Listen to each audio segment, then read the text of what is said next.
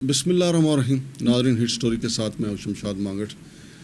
ناظرین، یہ پچھلے برس ستمبر کی بات ہے کہ PVC پاکستان ویٹرنری کونسل میں ایک ڈپٹی رجسٹرار کی بھرتی ہوئی تھی جو غیر قانونی تھی۔ ہم نے اس وقت بھی ابلاغ کی اور آپ کو بتایا تھا کہ جن حالات میں وہ بھرتی کی گئی اور جس طریقے سے بھرتی کی وہ سارے کا سارا عملی مشکوک تھا۔ اس کا پس منظر مزید بھی میں بتاؤں گا، لیکن اب تازہ ترین جو 1 جولائی کو ایک لیٹر جو ہے ministry of food security and research کی طرف سے لکھا گیا ہے پاکستان ویٹرنری کونسل کے جو موجودہ صدر ہیں، ان کو یہ کہا گیا ہے کہ نمبر 1 زرخ خان جو ہے جو ڈپٹی رجسٹرار، اس کی تقرری جو ہے اس میں تمام ضابطے اور قوانین کو پامال کیا گیا ہے، لہٰذا ان کی تقرری جو ہے وہ غیر قانونی ہے۔ اور دوسرا، جس پوسٹ کے خلاف ان کی یہ بھرتی کی گئی اس کو مشتہر کرنے کی ضرورت ہی نہیں تھی، کیونکہ یہ پروموشن پوسٹ تھی، اس کو بھی نظر انداز کیا گیا۔ اور انکوائری کمیٹی کی روشنی میں یہ کہا گیا ہے، کیونکہ اس کے اوپر ایک ہائی لیول کی اعلیٰ سطحی کمیٹی بنی تھی، تو اس میں کہا گیا ہے کہ اس زرخ خان کو فوری طور پہ برطرف کر دیا جائے اور اس کی تقرری میں جو دیگر لوگوں کی انوالومنٹ تھی ان کے خلاف بھی کارروائی فوری طور پہ عمل میں لائی جائے۔ تو ناظرین، یہ لیٹر ہے ministry of food security and research کا، اور یہ اس تقرری کے سارے کے گرد جو کھیل بنا گیا تھا وہ تھا جو اس پاکستان ویٹرنری کونسل کے جو سابق صدر ہیں محمد اکرم، انہوں نے کہا اس کا یہ سارا کھیل بنا تھا۔ پھر ناظرین، میں آپ کو یہ بھی بتا دوں کہ ستمبر میں ہی ان کا یہ دعویٰ تھا کہ ان کے اوپر قاتلانہ حملہ ہوا چک شہزاد کے ایریا میں۔ پھر وہ اس قاتلانہ حملے میں ان کا یہ بھی کہنا تھا کہ وہ موت و حیات کی کشمکش میں تھے اور پیمز ہسپتال میں داخل تھے۔ یہ ساری چیزیں میں آپ کو بتا چکا ہوں، لیکن یہ اب دوبارہ اس لیے بتانا ضروری ہے کہ آپ کو پتہ ہو کہ ہمارے ہاں جب پسند کو نوازا جاتا ہے تو قانون کو کس طرح موم کی ناک بنایا جاتا ہے، اور جب کسی ناپسندیدہ شخص کو ریجیکٹ کرنا ہوتا ہے تو پھر قانون کو کس طریقے سے پامال کیا جاتا ہے۔ یہاں پہ ایک شخص کو نوازنا مقصود تھا۔ تو جناب محمد اکرم صاحب نے کہا کہ میں زندگی اور موت کی کشمکش میں پیمز ہاسپٹل میں داخل تھا۔ اب ان کی جو تقرری کے لیے ان کی طرف سے ایک لیٹر جاری کیا گیا۔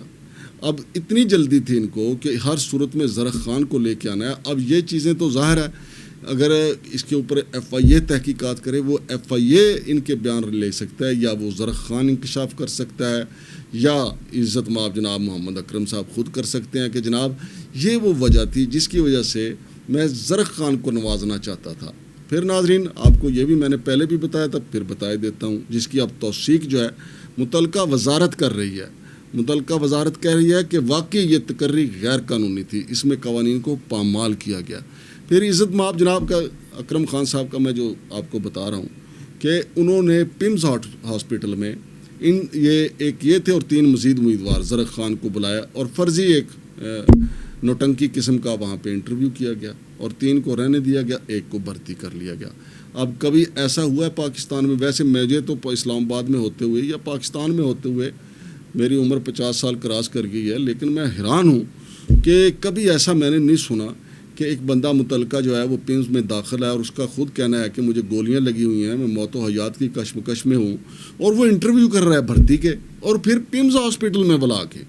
آپ یہاں یہ واردات دیکھیں کہ پیمز ہاسپٹل میں بلا کے بھرتی کر رہا ہے، اور پھر بھرتی اس نے کر بھی لیا، اور اس کے خلاف مختلف درخواستیں جو ہیں ہر اس فورم پہ گئی جو پاکستان ویٹرنری کونسل سے متعلق تھا۔ لیکن اس میں ایک اور واردات پھر ہو گئی کہ 25 دسمبر کو 2024 کو انہی کا ایک اجلاس ہوتا ہے پاکستان ویٹرنری کونسل کا، اور اس اجلاس میں اس کو ویٹ کیا گیا کہ زرخ خان کی جو تقرری ہے وہ قانون کے مطابق ہے، شفاف ہے، اس میں کوئی قانون کی جو ہے پامالی نہیں ہوئی۔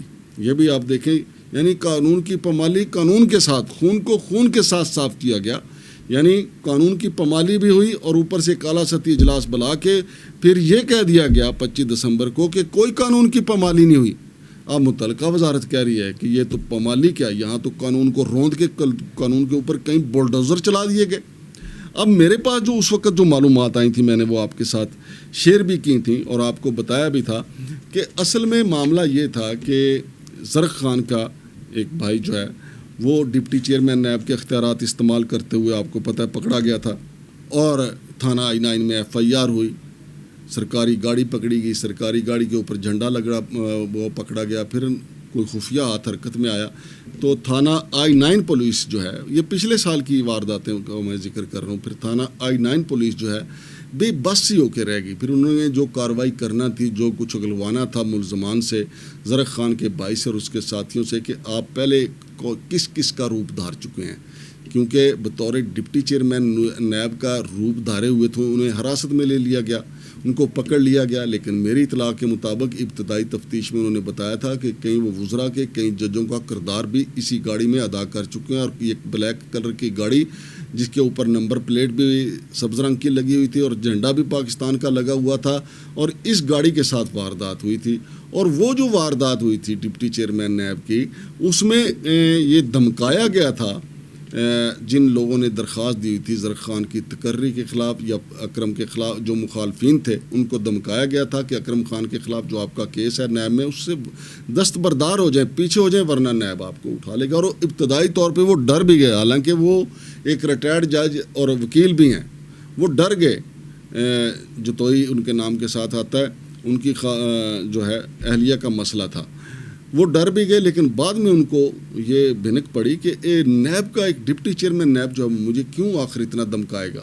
تو انہوں نے پولیس کو بتا دیا، پولیس نے پھر اس نمبر کے اوپر ریکی لگائی، ریکارڈ کیا، تو پھر وہ زرق خان کا بھائی جو ہے پکڑا گیا. تو یہاں تک تو آپ دیکھیں کہ ایک دوسرے پہ نواز شاط کا یہ سلسلہ تھا. پھر ایک اور معاملہ ہوتا ہے ناظرین، وہ بھی آپ کے سامنے رکھے دیتا ہوں. چارسدہ پولیس جو ہے وہ گرفتار کر لیتی ہے شہید ملت سیکریٹریٹ سے تھانہ کوسار پولیس کو لے جا کر محمد اکرم خان کو، اور انہیں شفٹ کر دیا جاتا ہے تھانے میں.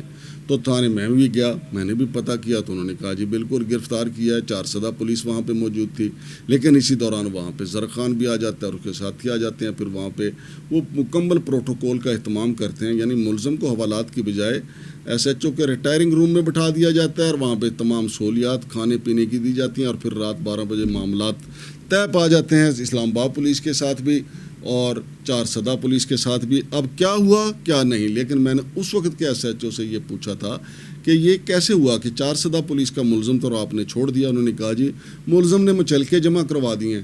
بھائی مچلکے تو عدالتوں میں جمع ہوتے ہیں، تھانوں میں کہاں سے مچلکے جمع ہونا شروع ہو گئے. یہی تو میں کہتا ہوں کہ جب قانون کو پامال کرنا ہو، جب قانون کو موم کی ناک بنانا ہو، جب قانون کو نظر انداز کرنا ہو، بلڈوز کرنا ہو، تو پھر تھانوں میں مچلکے کون سے؟ کوئی مچلکے جمع نہیں ہوئے تھے. بس معاملہ طے ہوئے تو اکرم کو گھر جانے کی، چودھری اکرم کو گھر جانے دیا گیا.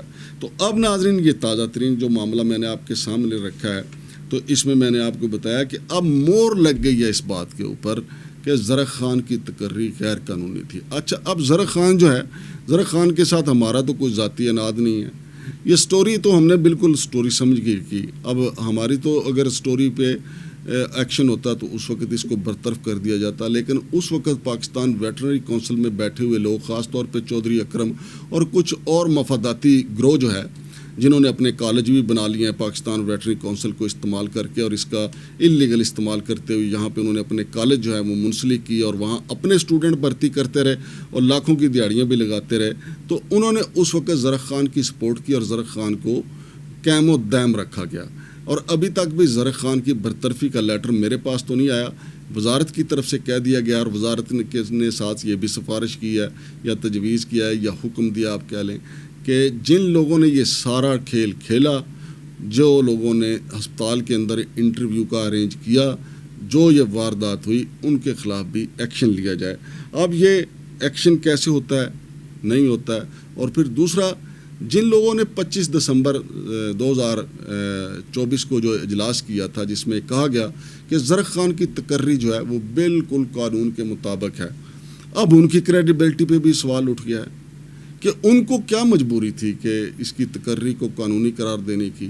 ان کو کس نے مجبور کیا تھا؟ کوئی چمک تھی، کوئی بااثرات تھا، یا کوئی ایسی اور مجبوری تھی؟ کسی کی خدمت آڑے آ گئی تھی، کسی نے ایسی خدمت کر دی تھی کہ جس کا جواب اسی صورت دیا جا سکتا تھا کہ یہ تقرری جو ہے وہ بالکل قانونی ہے. تو ناظرین یہ سلسلہ شروع ہوا تھا جعلی ڈپٹی چیئرمین نیب سے، وہاں سے ہم چلتے چلتے پھر آگے گتھیاں کھلتی چلی گئیں، اور اب گتھیاں کھلتے کھلتے یہاں تک پہنچی ہیں کہ ministry of food security and research نے اپنی ریسرچ کے بعد، اپنی انکوائری کے بعد یہ حکم صادر فرمایا ہے کہ زرخ خان کی تقرری غیر قانونی ہے. تو ناظرین اس میں جو بھی ڈیولپمنٹ ہوگی وہ بھی آپ کے ساتھ شیئر کریں گے. فی الحال شمشاد مانگٹ کو اجازت دیجیے. اللہ حافظ.